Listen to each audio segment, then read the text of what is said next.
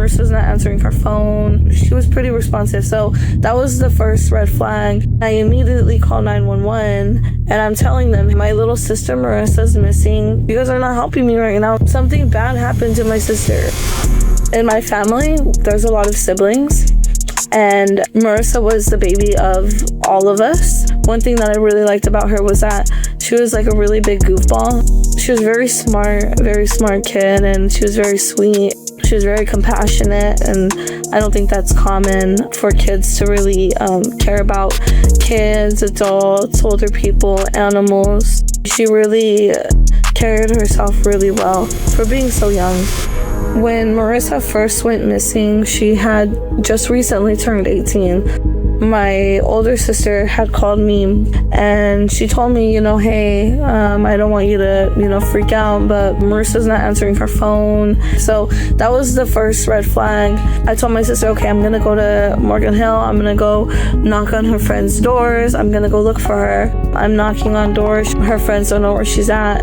I remembered, though, that she took me to one of Martin's friends' houses before. Martin is her ex-boyfriend. They started dating when she was 15, and he was a couple years older. They were together for a little over 3 years. He has a history of being violent. We're driving. I don't remember exactly what unit it was, so we're going slow, and I'm trying to remember which door it was. All of a sudden, I see Martin. I see him. So I get out of the car and I immediately call 911 and I'm telling them my little sister Marissa's missing. She's never done this before. Martin, he has restraining orders like in motion against him at the moment. You guys need to come here and come question him. The operator, she was kind of giving me a hard time, and I was telling her, like, woman, this is why people die. You guys are not helping me right now. Something really bad happened to my sister, because if she's not with him and she's not with her friends, then where is she? Him and his people call the police on me. They go and talk to Martin and his friends before they came and talk to me. Police ended up telling me, oh, well, there's nothing we can do. At that moment, I felt defeated. The next morning, I told my sister, I was like, okay, so if Marissa doesn't come home, like tonight, I'm gonna blow it up. I'm gonna put it all over my social media. I made my first post, and after that, boom, boom, boom, I kept posting and posting and posting and telling all kinds of people to share it.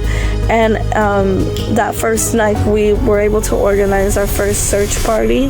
My mission was to find her. Nothing else was going on in my head. It was just, where is she and what can I do to get closer to her? The more that I was posting, the more help we were getting. We were passing out flyers. We had support from people with drones. Mind you, this was not the police. This was like people like you and me, like people who, just have cool gadgets at home. It took maybe about 3 days of actively looking for her. My cousins call me and they say, hey, the drones detected body heat, and we went down there and we found her body. By the time that we got there, the police officers were already there, the news people were already there. It felt like a private moment that was not private anymore. I was really sensitive about making sure that, they weren't saying that it was 100% Marissa until the coroner confirms that it's actually her. So we waited some time. The coroner comes and they ended up confirming her body. I took a day or two to kind of be quiet, and then Martin was still missing, and so that's when I was like, well, we still have to find him. I went absolutely crazy finding him. We started being very public with it, right? Calling his family, his mom and dad. We ended up finding him in Mexico. After we started posting all the family in Mexico, then he just decides that he wants to come back over here, and so then he comes back and then he gets caught at the border. Currently, Martin is in jail. He is awaiting trial.